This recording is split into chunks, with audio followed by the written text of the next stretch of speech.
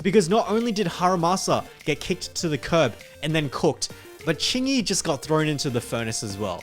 My DGens, welcome to 1.6.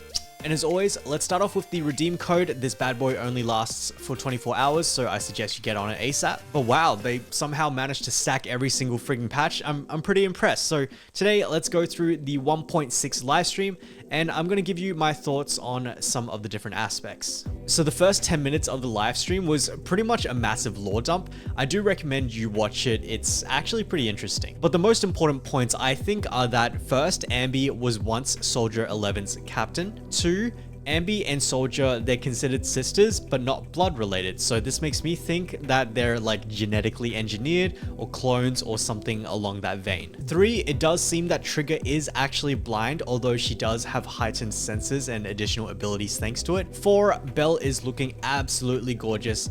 And of course, 5, the proxies apparently actually have some kind of power. They're not just normal humans, so it turns out. Now, what is really cool about this patch is that it's going to continue on from the 1.4 main story.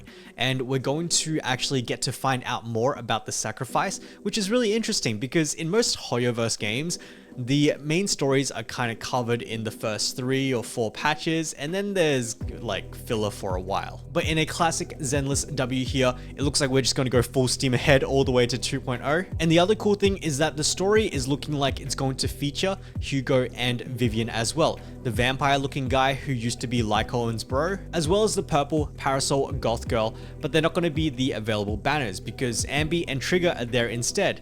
So therefore, I suspect they're going to be our 1.7 characters, which is, you know what, fine by me. Alright, and then we've got the characters themselves. So starting off with Soldier Zero Anby. That's actually like such a freaking cool name because it implies Soldier Zero that she's the original. But my first impressions has got to be like, yo, okay, electric attacker, alright. Haramasa found dead in a ditch. But then I saw that they actually used a very similar system where she applies marks and then detonates them, very much like our boy who just got cooked. Like, her key highlights for me are that her animations are actually absolutely nutty. She goes freaking crazy. But also there is a new mechanic called aftershock attack.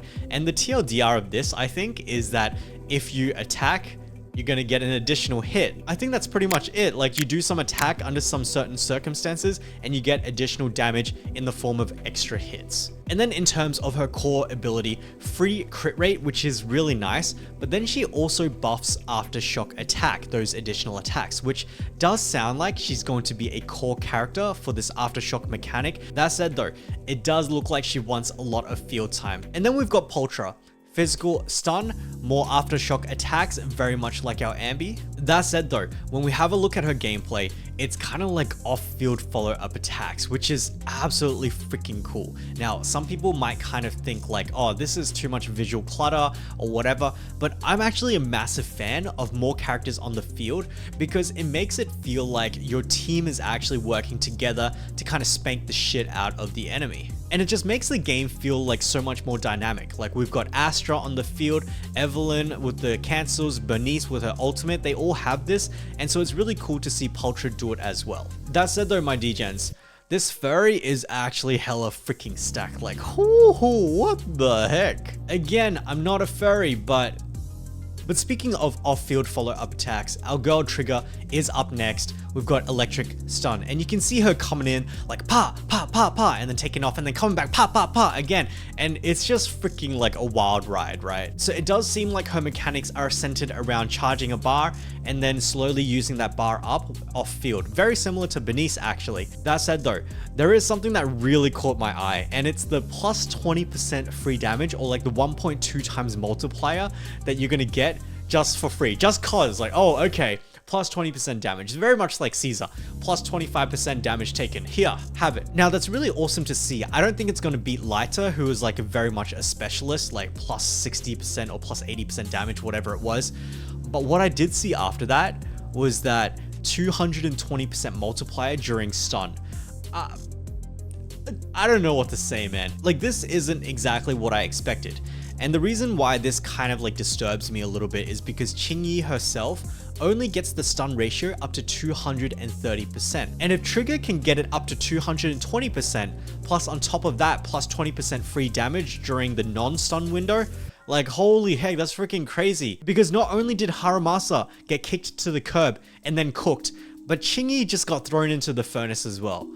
Oh my lord. I really do hope that MiHoYoverse does consider some of those extra abilities that we've been seeing from some of the special game modes, like where Ellen gets like that big horizontal flying slash thing. It would actually really breathe some life into the older characters, because I gotta say, this does feel kind of rough, but that's a discussion for another day. And then in terms of reruns, we have Bernice and Zhuyuan, which is really interesting because Bernice, Zhuyuan, Anby, and Trigger, at this moment, without the numbers, I still think that Bernice is the top pick here, followed by Trigger, then Anby, and then Zhuyuan. Now, if they decide to make Anby giga strong like Miyabi, and you know, there is a chance because Anby is very much the poster girl, right? Then Anby absolutely flies to the top of the list. Like most of you have experienced the life with Miyabi. And now imagine if we had a second Miyabi, right? But instead her name is Anby. That'd be freaking ridiculous. But yeah, otherwise, I'm gonna treat Anby as though she's more like Evelyn tier, more like a modern attacker. And then back onto Trigger. Like, yeah, I can't seem to get over those extra multipliers as well as the off-field days, off-field damage.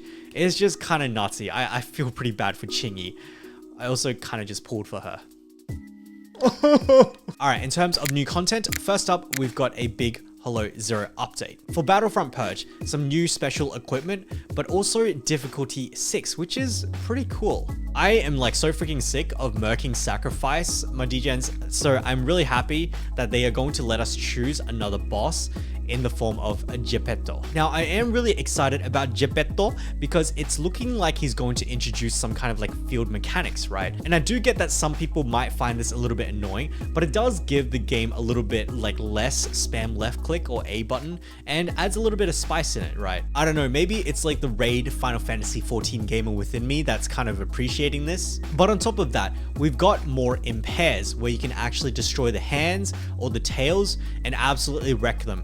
Very much like Monster Hunter Wilds. Now, we've got two really interesting events that are kind of like non-standard, in which the first is the Nikkei shooting range. And here we're going to use Trigger to perform a close examination of the physics in the game, because every time you shoot, you need to look at how her thighs move, because holy shit, what the heck were they thinking? All joking aside, it's looking like a target practice. It's looking really, really fun. And so the second thing we've got is like the Diablo 4 Path of Exile 2 type ARPG thing going on. It's kind of like the lighter event where we went full side scroller, so it's pretty cool. But in this case, we're going to be doing a top-down view. And this is the event that is going to give us the free Pulchra, so that's nice. And speaking of Pulchra, there is going to be a Pulchra focused event as well as a Corrin focused event. Now, this has been really awesome in my opinion, because like for example, in the last event or the current event, the fishing event, it's very much centered around like Qingyi. And these kinds of things just makes like the world feel so alive. So I'm a massive fan. Please keep it up, MiHoYoverse. Maybe one day we'll get an Ellen event. All right, and then we've got the new drive discs. They look really, really freaking good. The first set is very, very clearly made for Silver Zero Anby. Just lots of damage increase, attack, and crit rate. But the second, this one's a really interesting one because it looks kind of nutty.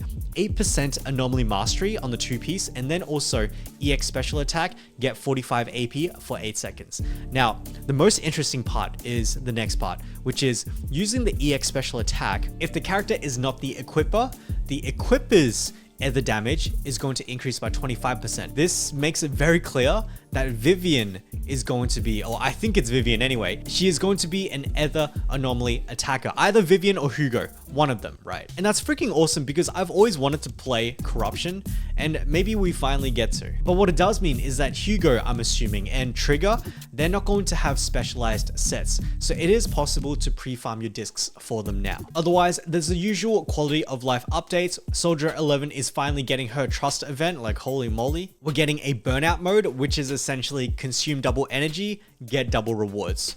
But I think the most impactful is the no more automatic closing, with the W engine upgrading. Like, this was probably the most annoying menu interaction in the game. I'm so glad they fixed it. So just like with discs, you can push the W engines to 60 without having to like reopen that tab the whole time. All right, and then lastly, for you rabid animals, here is maskless Pulchra.